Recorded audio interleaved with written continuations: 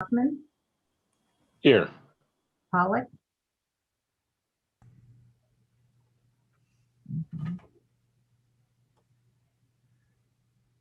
Can I get everybody? Sorry, I was looking at pictures and I don't see everybody, but Brian popped on. oh, Wason. I'm here, barely, just made it. Okay.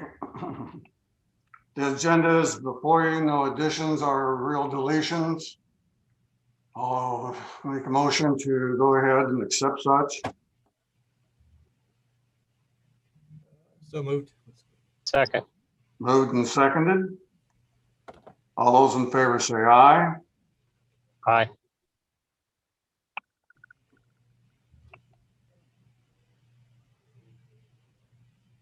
All opposed?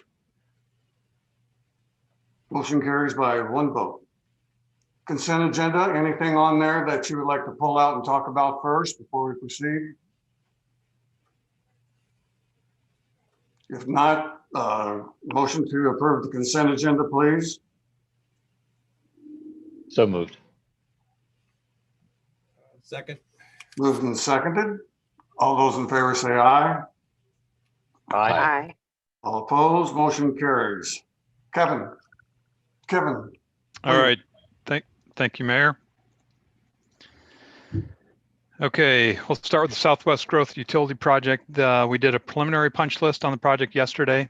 There's still quite a few items yet to be completed. For substantial completion, we're going to meet with the contractor on Wednesday to go over those items at a regular scheduled progress meeting.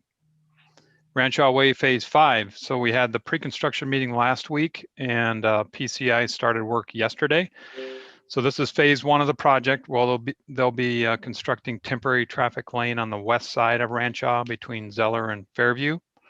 And that's planned for about a 3-week duration.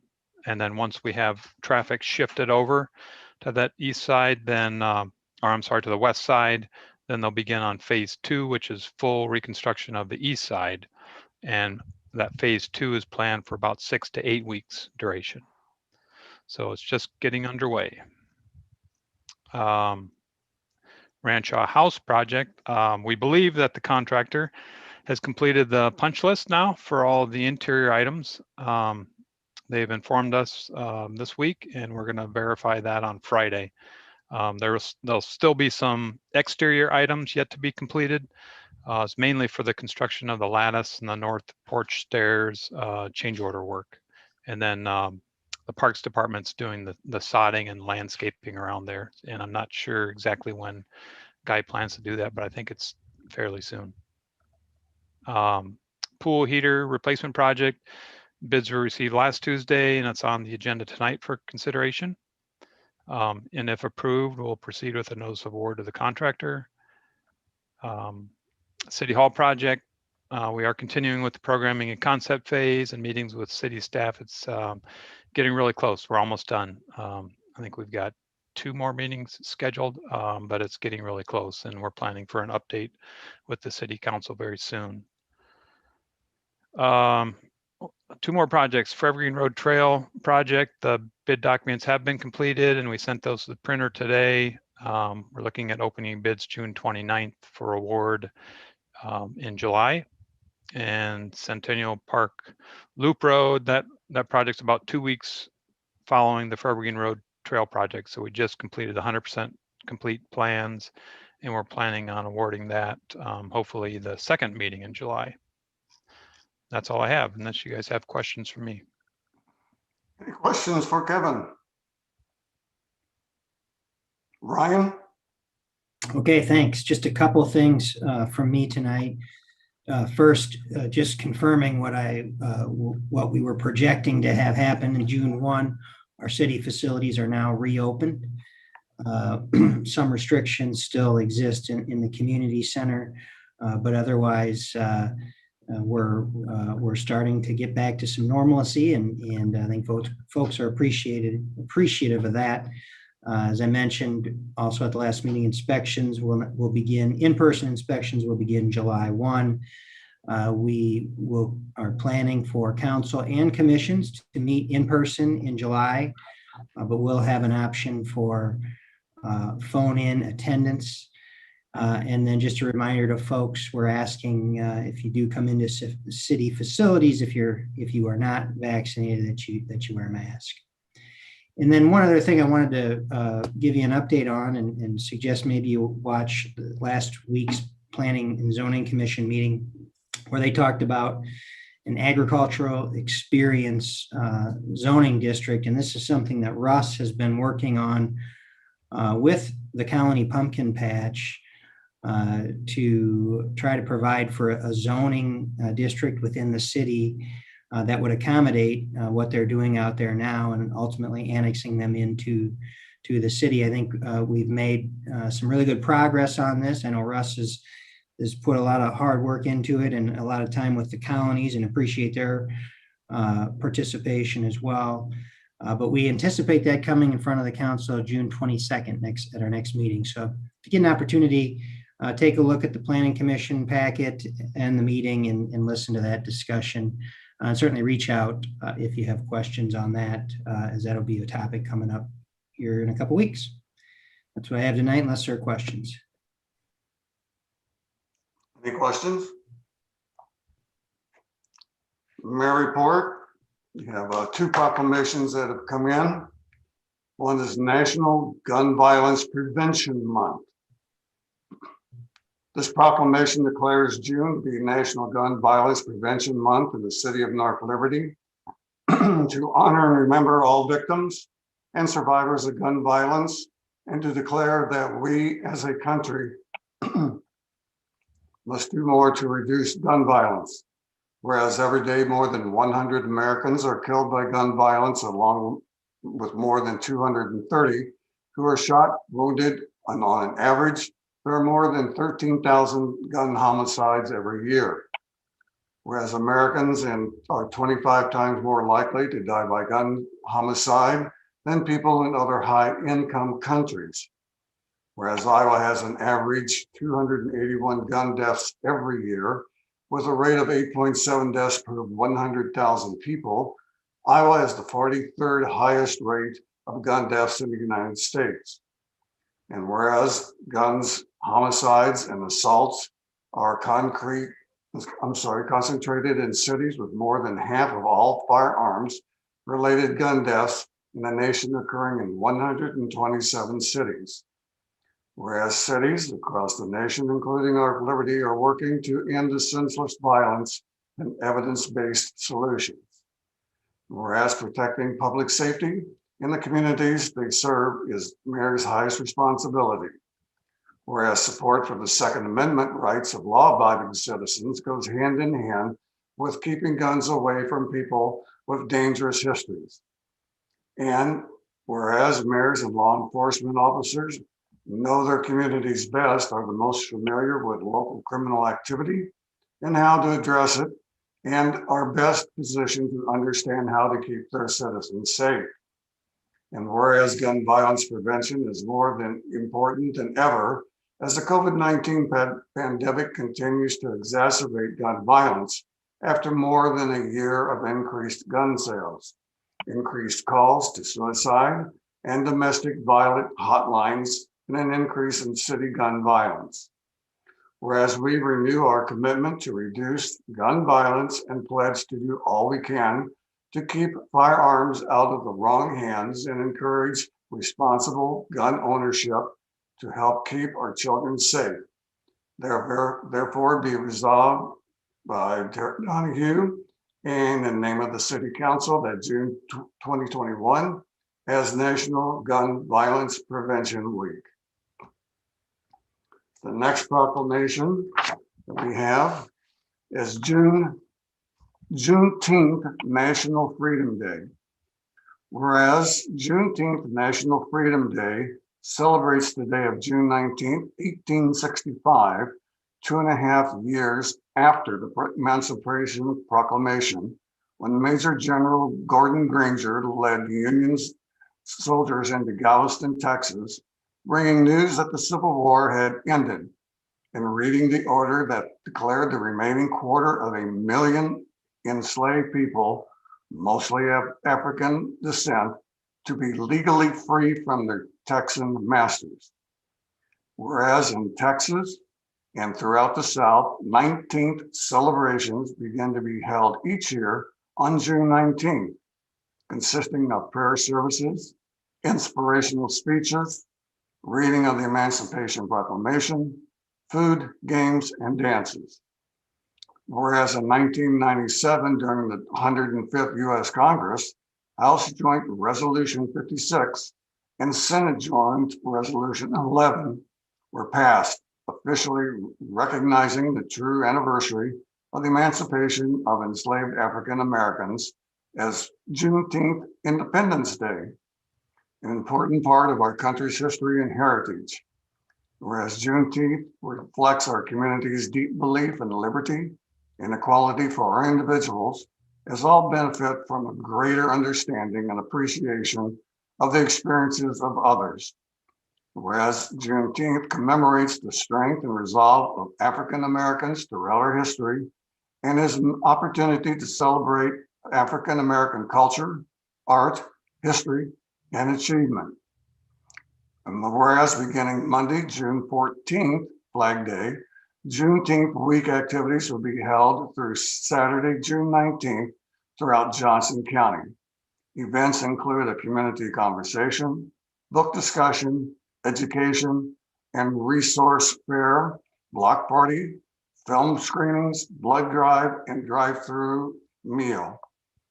Therefore, be it resolved that I, Mayor Terry Donahue, in the name of the City of North Liberty, proclaim Juneteenth National Freedom Day in the City of North Liberty and would encourage community members to visit johnsoncountyiowa.gov/Juneteenth to learn how they can participate in this year's mix of virtual and in-person Juneteenth celebration activities.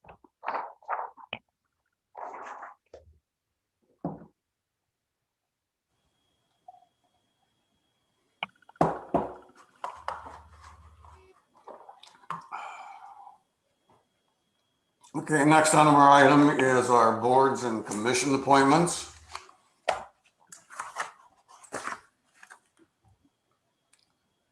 Wanted to read off the names of the individuals I'm asking for approval. Planning and Zoning, Dave Willer and Patrick Staber. Parks and Recreation Commission, Craig Sundel, Amy Chin, and Kevin Steibel. Library Board, Laura Heffley.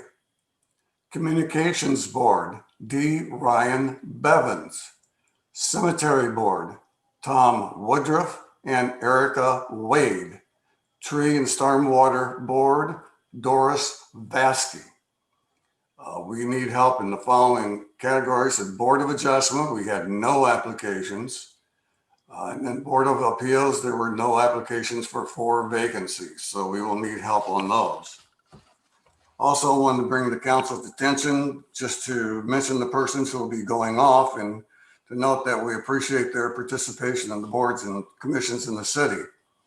From P&Z, Dave Willier and Paul Park. Park and Recreation, we thank the services of Craig Sundel, Amy Chin, Kevin Steibel. Tree Stormwater, nobody on that that's not being reappointed. Library Board, Laura Heffley, which we can scratch off as she's been reappointed. Communications Advisory Board, everybody's been either reappointed or stays. Cemetery Board, basically 2 people have dropped off on that. That would be Tom Woodruff and Erica Wade, which are being promoted to that position. So again, with people who are leaving the thing, and I can already tell you that I read the wrong page, we will try this again. P&Z, Kylie Pentecost, we lose. Board of Adjustment, Lance Murphy. Park and Rec, Richard Grugan and Ann Graziano. Tree Stormwater, we lose Eric Beck and Jessica Marks. Library Board, we lose the county representative and also Jessica Beck.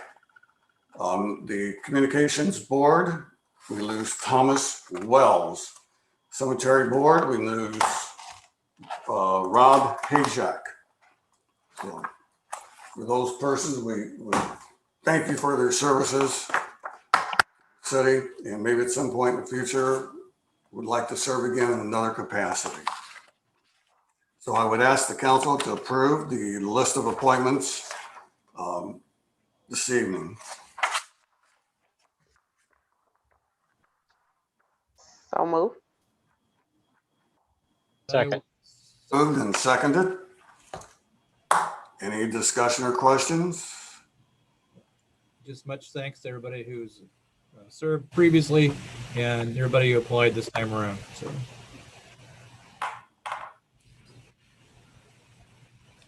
All those in favor say aye.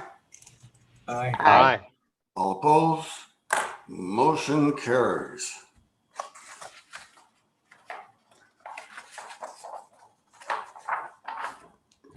Annexation. Mr. Resnick, I'm turning it over to you first. Thank you, Mayor. Let me pull up a map here.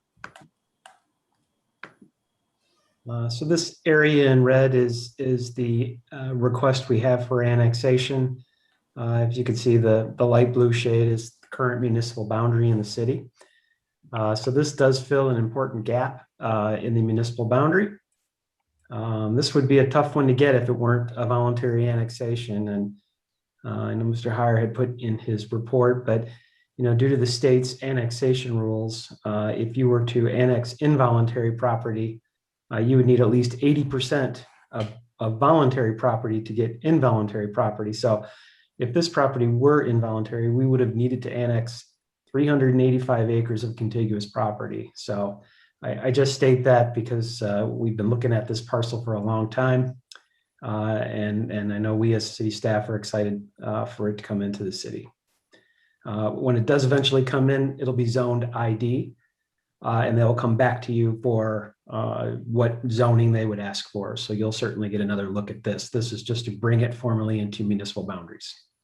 Thank you, Mayor. Thank you. Any questions for Ryan? If not, now's the time for a public hearing on the proposed annexation as described. Do we receive any letters or emails in regards to it for or against? We did not. Thank you. Anybody online that would like to speak? If not, call the public hearing to a close. You have resolution number 2021-50. Resolution approving annexation of certain property to the city of North Liberty, Iowa. Anyone wish to establish that resolution? So moved. Is there a second? Thank you. Final discussion or questions? Mary, would you take roll, please? Wason, Aye. Harrington, Aye. Smith, Aye. Hoffman, Aye. Pollock. Resolution passes 4 affirmative, none opposed, 1 absent. Next item, pool water heater replacement project. Kevin, did you want to speak to that beforehand, please?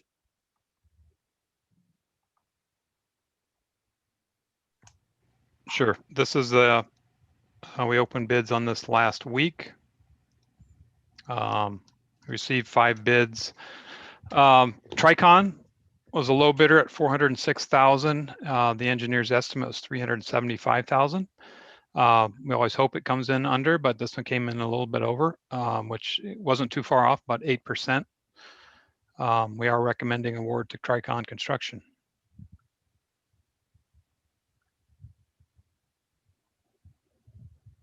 Yeah, that first and second bid came in pretty close between them and Apex. So. Yeah, very close, very close. And then Woodruff was not far behind either. And there was a outlier in MLC and City Construction, but yeah, the low 3 were very low. are very close. Thank you. Before you have resolution number 2021-51, a resolution accepting the bid and authorizing execution of the contract for the Aquatic Center Pool Water Heater Replacement Project, North Liberty.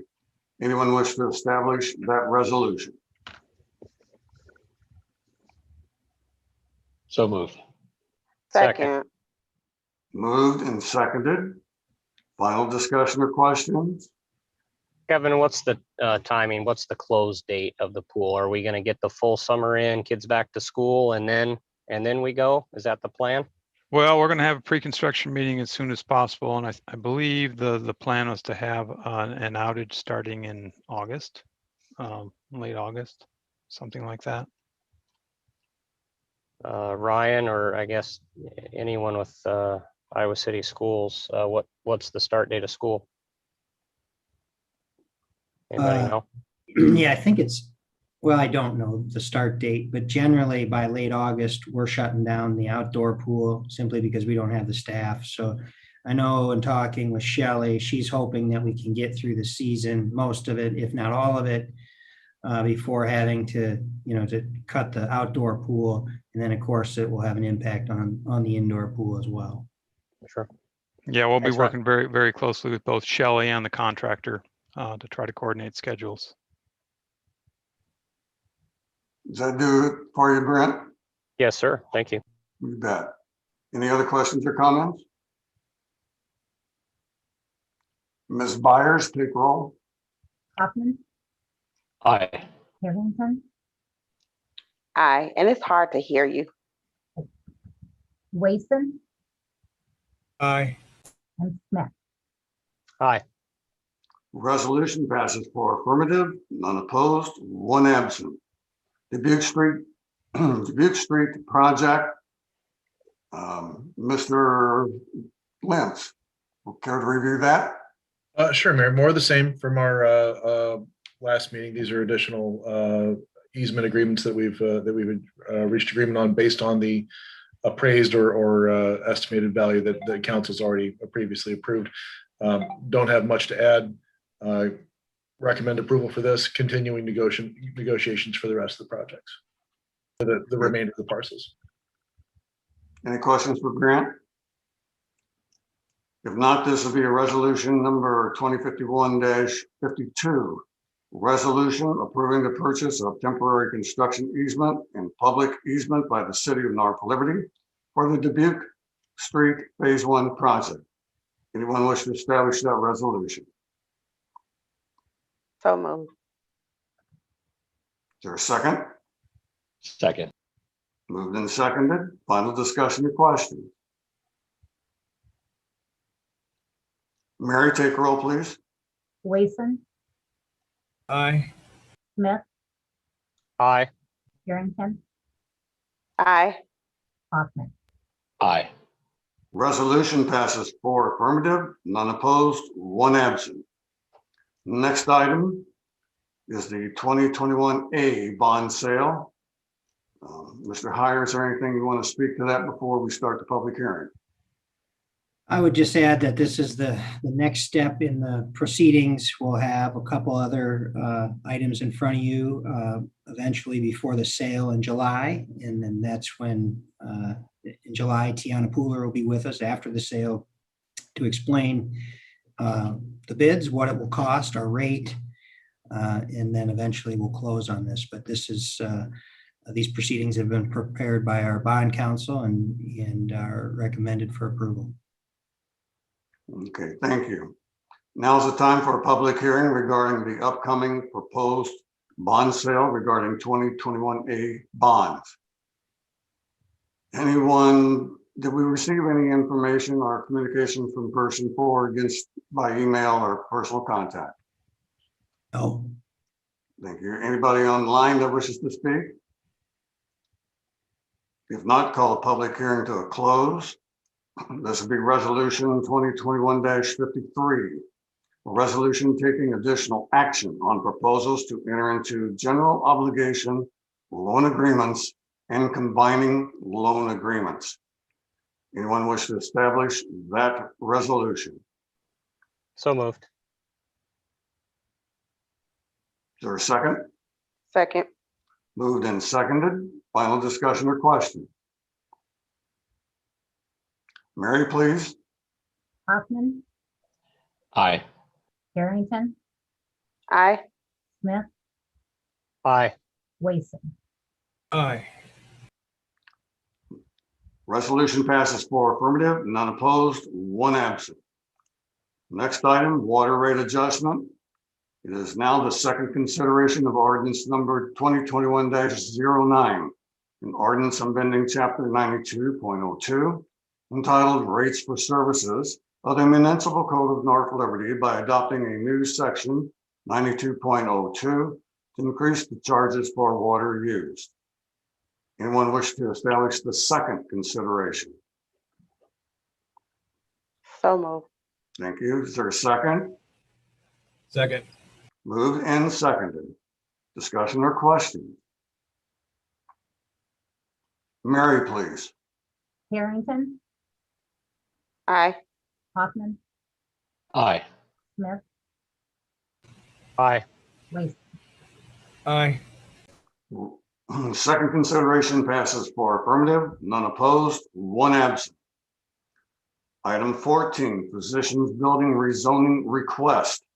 This is the second consideration of ordinance number 2021-10, an ordinance amending chapter 167 of the North Liberty Code of Ordinances by amending the use requirements and regulations on property located on the west side of South Kansas Avenue, approximately 0.23 miles north of West Ring Road, located in North Liberty, Iowa, to those set forth in municipal code for the O/RP Office and Research Park District. Anyone wish to establish the second consideration? So moved. Is there a second? Second. Second. Moved and seconded. Final discussion or question? Mary, take roll. Wason, Aye. Smith, Aye. Hoffman, Aye. Harrington. Aye. Second consideration passes 4 affirmative, none opposed, 1 absent. Next item is the Solomon Holdings LLC rezoning request. This will be the second consideration of ordinance number 2021-11, an ordinance amending chapter 167 in North Liberty Code of Ordinances by amending the use regulations on property located on the west side of Community Drive, approximately 240 feet south of West Penn Street, located in North Liberty, Iowa, to those set forth in the municipal code for the C2A PAD Highway Commercial District Planned Area Development. Anyone wish to establish the second consideration? So moved. Second. Moved and seconded. Any discussion or question? Mayor, in my absence last week, I was unable to speak to the project. I just want to follow council's lead in favor of this project. Really excited about it. Glad that there's reinvestment from those that are invested in this project in our community. They're homegrown, they're here to stay, and very grateful for it. So thank you. Any other comments or questions? Mary, please. Smith, Aye. Harrington, Aye. Hoffman, Aye. Wason. Aye. Second consideration passes 4 affirmative, none opposed, 1 absent. Next item, hate crime ordinance discussion. Discussion regarding information provided on hate crime ordinances. Grant, did you want to give just a brief overview before we get in active discussion on this? Well, sure, Mayor, thank you. I don't have an awful lot to add besides what's in my the letter to council that I've provided, but the Reader's Digest version is as part of our equity initiative last year. One of the suggestions that was considered, it was proposed by the Johnson County Interfaith Coalition, was the adoption of a hate crime ordinance comparable to the one that was enacted in Iowa City in 2019.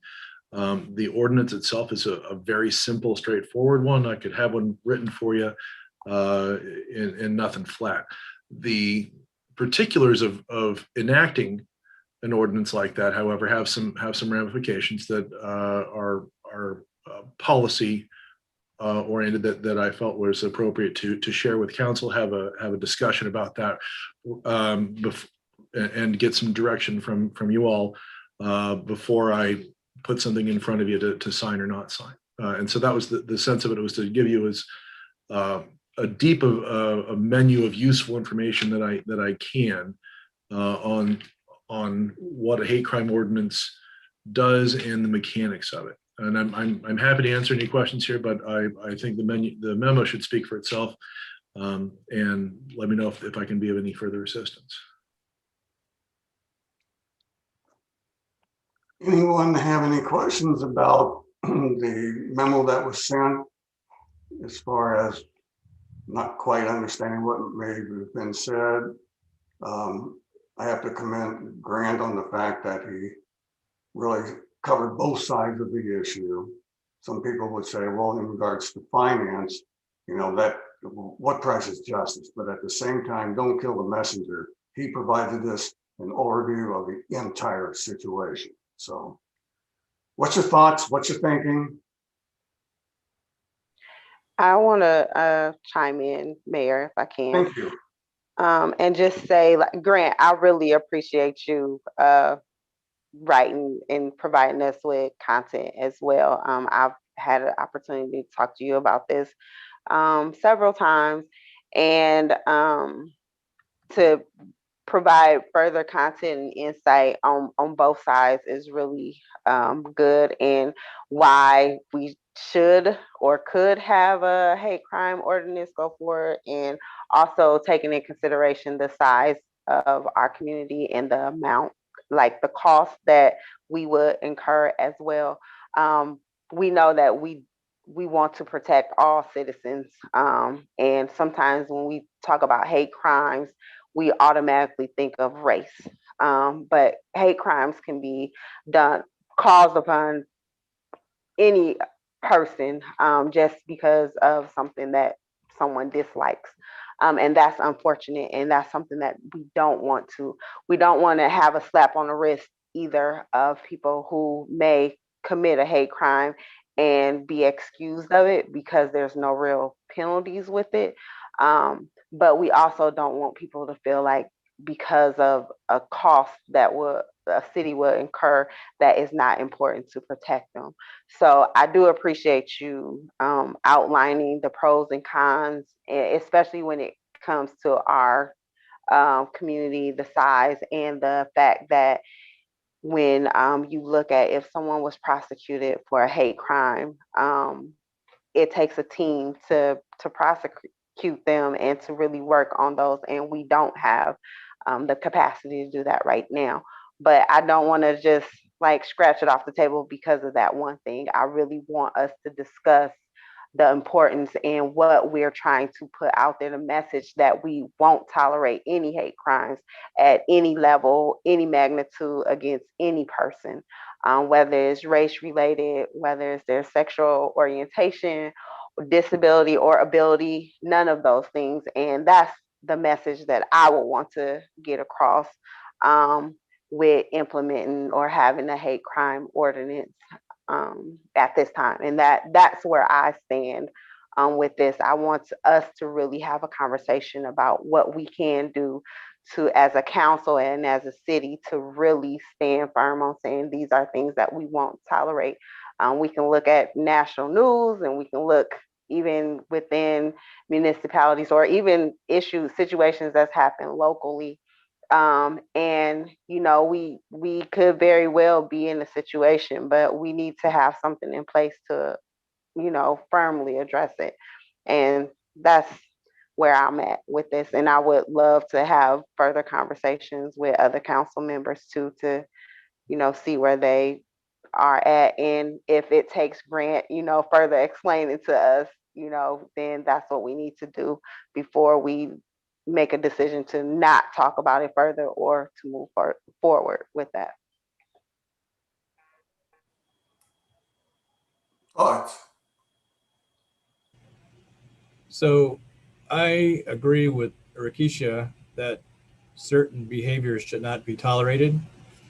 However, it's a little tricky sometimes to legislate behavior.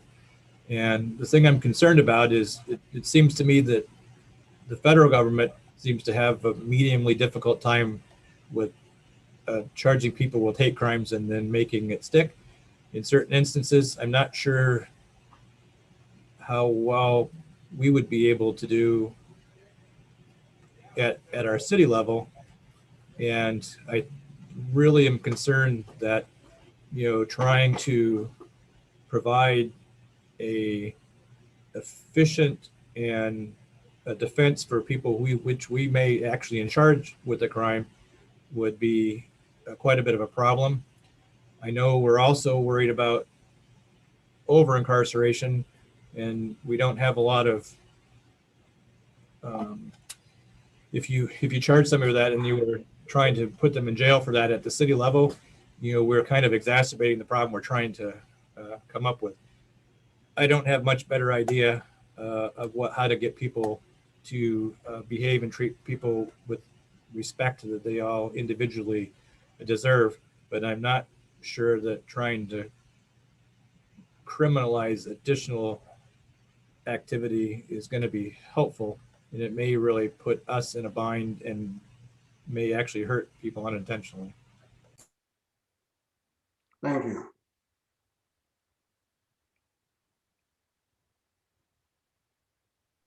It's a tough subject, I know. Yeah, I'll just jump in and say I had a pretty good conversation with Grant. Luckily, he was able to, kind of cover, as Mayor, as you said, he provided both sides of the coin, and that was really helpful for me.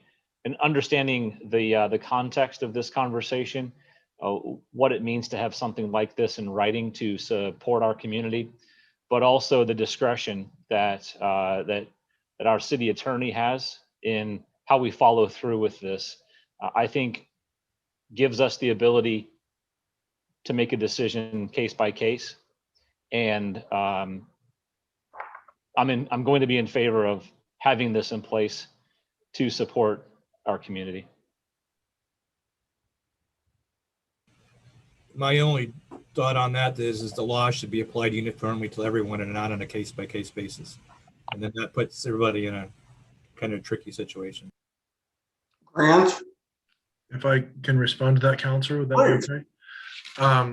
So believe it or not, lawyers have an ethical code of obligations that we have to adhere to. And prosecutors have a special code of obligations, and that is that we can't bring any charge that we don't think there's probable cause that it happened. It's unethical. I'd lose my license.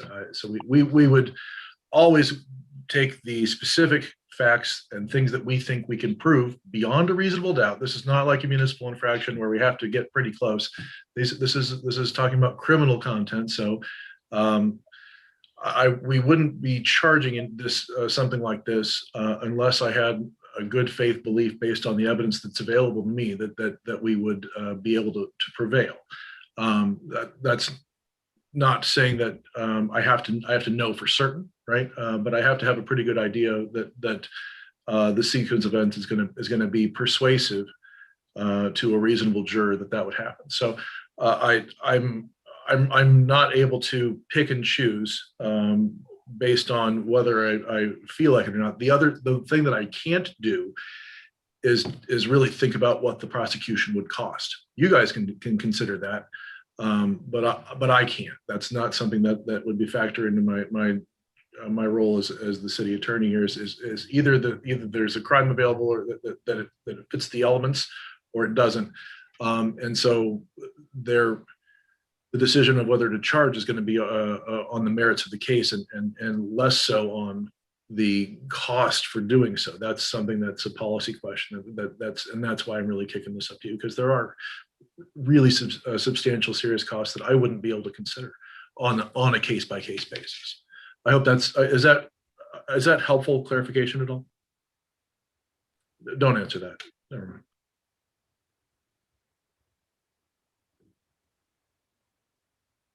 Spoken like a true attorney, okay.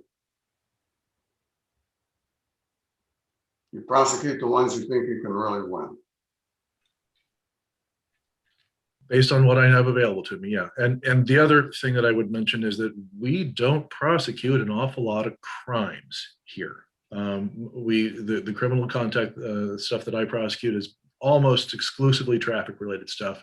We have lots of municipal infractions for other code violations, building code, zoning code, and so on. But if there was a very seriously contested criminal matter, that would probably justify the retaining of outside counsel who would specialize in that. But that really depends on what the specific facts would be, right? Okay. All right. Other thoughts?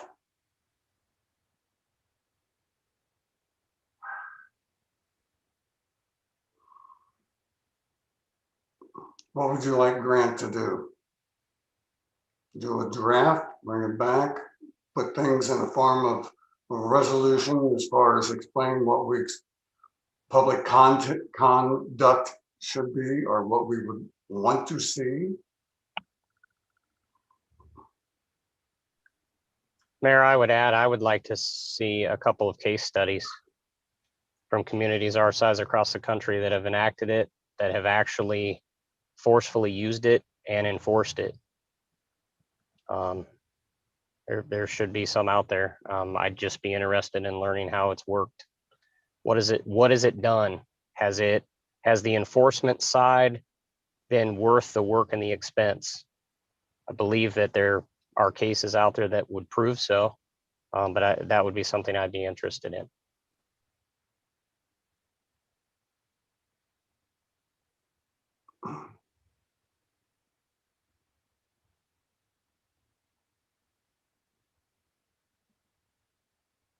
Anything else?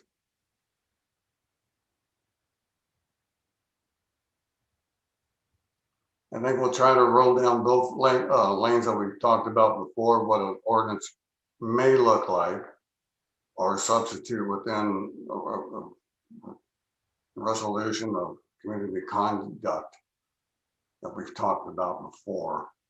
I think, Brennan, in your particular case, you might find case law on this little suspect in the fact of where it actually is and where it falls. Because I think the higher you go up in the echelon, that's where the cases are, and they're probably not really in the state's jurisdiction, but that's good information to know too.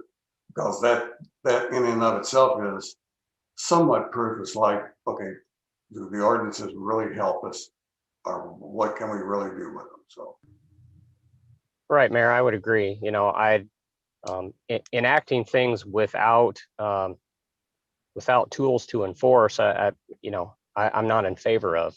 If it's a solidary political statement to say that us as a city are against hate crimes, of course, absolutely.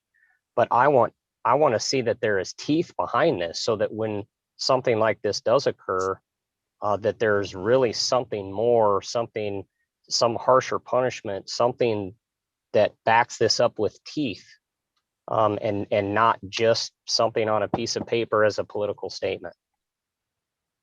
So, Councilor, the ordinance that we've been asked to adopt or to model contains in it the harshest sentence that's available to a city. We cannot have a criminal fine of more than $855, period. We cannot have a period of imprisonment more than 30 days, period. And the most you could possibly do is to create those as the minimum sentence. And that's what Iowa City has done for a second offense. The first offense contains a minimum period of incarceration of 3 days, maximum of 7. Since its enactment in 2019, it's been prosecuted exactly 0 times. That's not because I'll refrain from opining about stuff I don't know. I know that it hasn't been prosecuted. With respect to the question about a case study, there are we're going to have an apples and oranges problem with respect to the cases that are available. The reason that there's a mandatory minimum sentence for cities is because you can't escalate simple to a serious misdemeanor or serious to an aggravated or an aggravated to a felony if you're a city. You're capped at 30 days, right? And so the tools that are used for sentencing enhancement at the federal and state level simply aren't available to us. Instead, the tool is a mandatory minimum sentence, and that's you're going to get, I think, different results based on is hate crime enhancement effective versus our mandatory minimum sentences effective. Those are, I'm not saying they're not related. I don't know that there's going to be an awful lot of cases that overlap on those two questions that's going to be informative for you. I know there will not be any useful responses from the state of Iowa. And so I'm happy to research that for you, of course. And that's part of my job is to look up stuff like that. But just so you know, it's a taller order than you might think. And so I'll get to cracking on that. That's helpful, Grant. I did not know the minimum. I did know the 30 days, but I didn't know the minimum penalty. You know, so if this, or maximum, if it's a maximum penalty, that the city is going to end up on the on the hook for tens of thousands of dollars to prosecute to 30 days in jail plus $839, whatever the maximum is. That's the discussion point, right? It could be, yes. Could be. The other question that was raised in previous discussions that I should mention is is there a value in passing an ordinance if you don't think it's likely to get charged? Is it more useful to have a resolution stating what you believe versus enacting an ordinance, regardless of whether it gets prosecuted or not? And there's a question there, a fair question, as to whether passing an ordinance, and I say this in my memo, it sends a very strong message, right? Making a law is a stronger statement of belief probably than a resolution, because of the process that it requires. As far as whether that's something that you guys want to do, that's up to you, right? But that's another consideration. Then the counter to that is, would you want to pass an ordinance that might not get prosecuted? One other way to think about it is that it's a toolbox, and it's a tool in the toolbox. Having having the tool in the toolbox doesn't make us automatically liable for anything unless we determine that we need to charge that, and unless the facts and circumstances warrant charging that, and then those other costs become germane and would be active. But the likelihood of that happening, I haven't had a single harassment charge under city code since I've been here, not one, not let alone a hate crime, right? I haven't had a trespass charge since I've been here, not one. So we have a pretty nice community as far as violating city level crime goes. We're very lucky, and I hope I didn't just jinx us, but the likelihood of this getting prosecuted, frankly, is pretty small. Notwithstanding the costs and risk associated with doing so. Mayor, I do like the proactive nature of it. Hearing this, understanding costs, I agree. And Grant, if there is no case law in the state of Iowa, then I don't want to waste staff's time.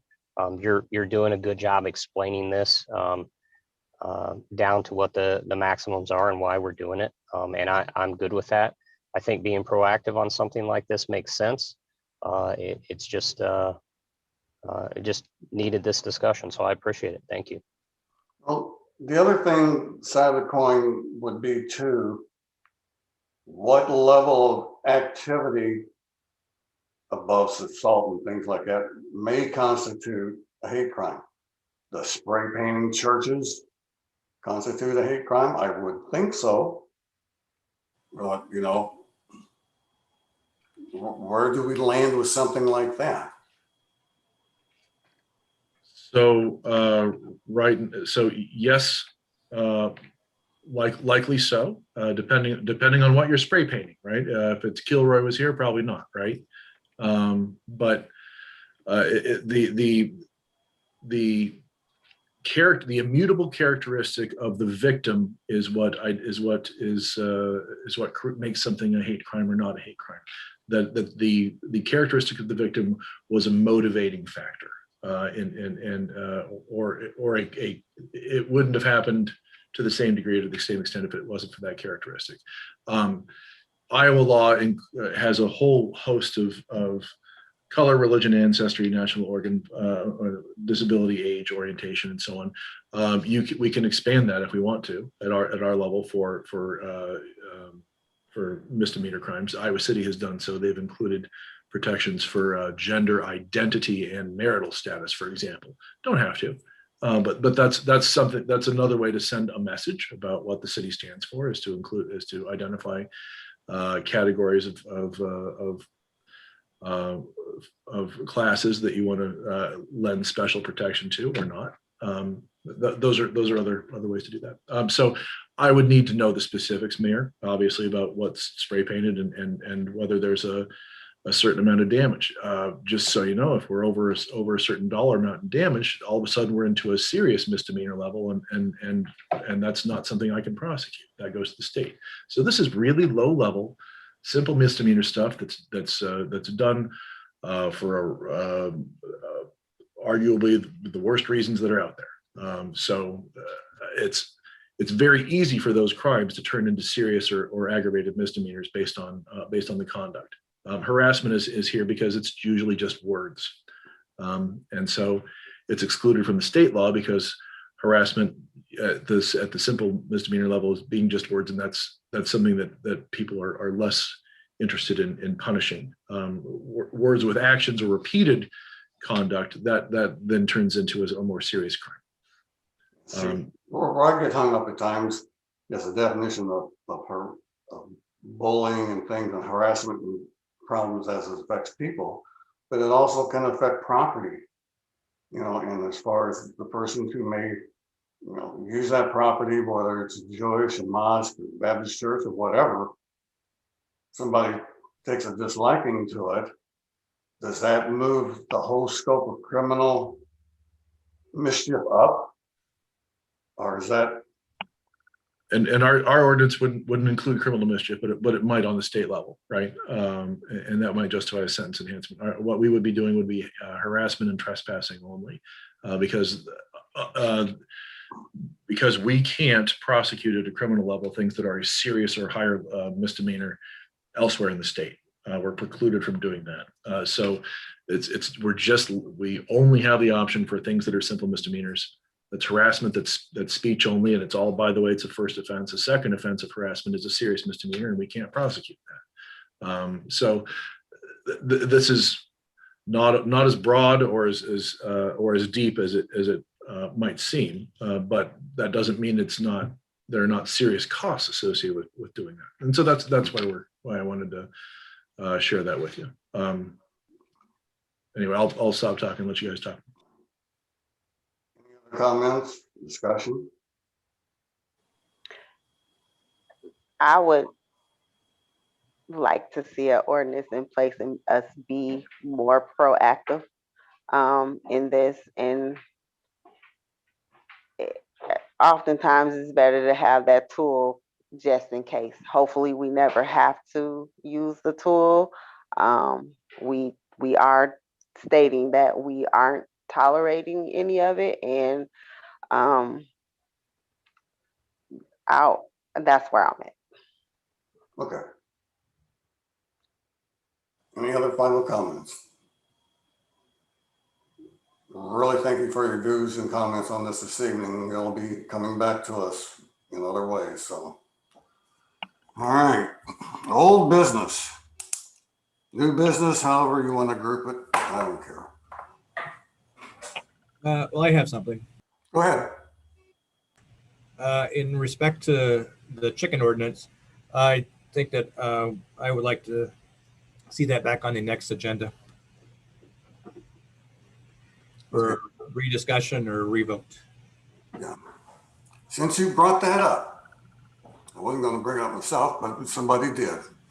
Tell you exactly where I'm at. I am not against the staff's work on it. I just did not have the legal ability to item veto some parts of it, which is probably the things that I noted in the letter first and foremost. The staff's recommendations were fine.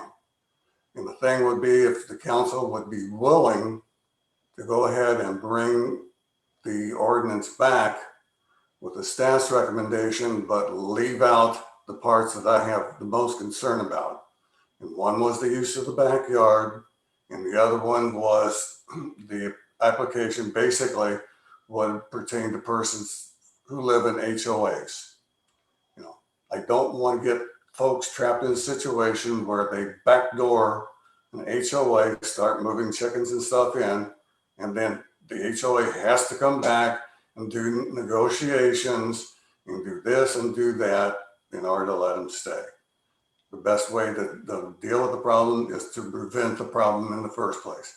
That's are the only two things that I'm most concerned about. And if you would be willing to entertain an ordinance with just those two items, everything else that I see can stand. But again, when I take a veto, it has to veto everything.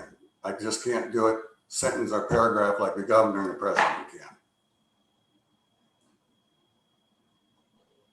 I was also going to ask for this to be back on the agenda, and during my conversation with Grant, he said that we would be able to do that just by that simple request. So, Brian, we've got it on the agenda coming up. One of the things that I've asked Grant and Ryan as well is to lay out what we can do in that meeting. To the mayor's points on a certain items, if it can be redone in one meeting, or if we do make any of those changes, if we need to start this entire process all over again. So we're looking for a little bit of guidance from both Ryan and Grant ahead of that meeting.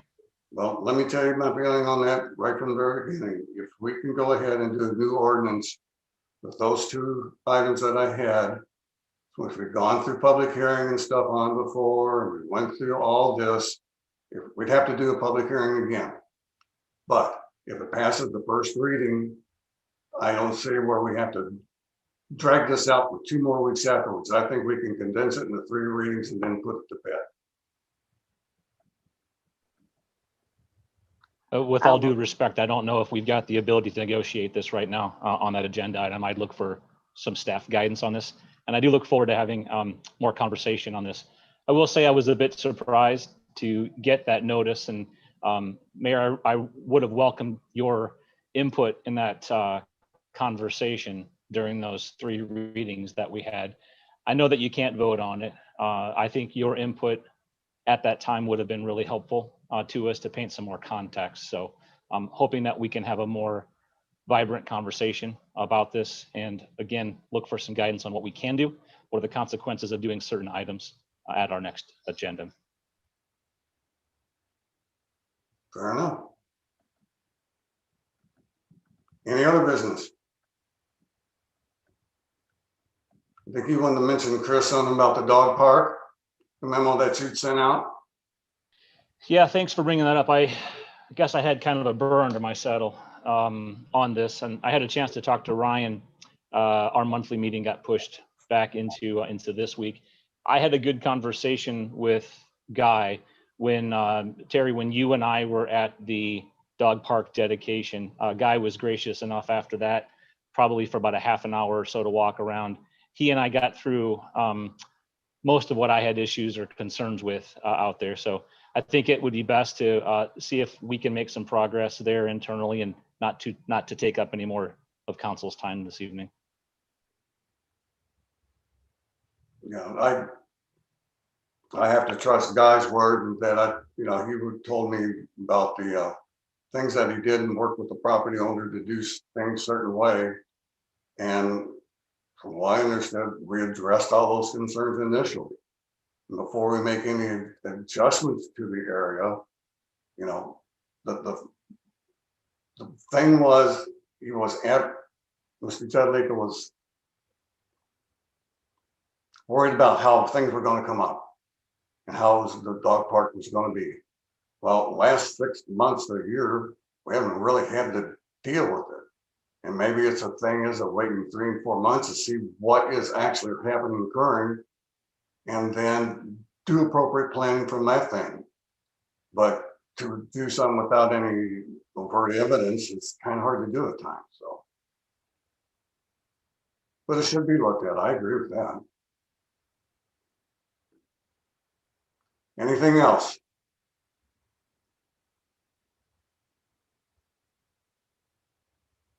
If not, we stand adjourned for this evening. Thank you.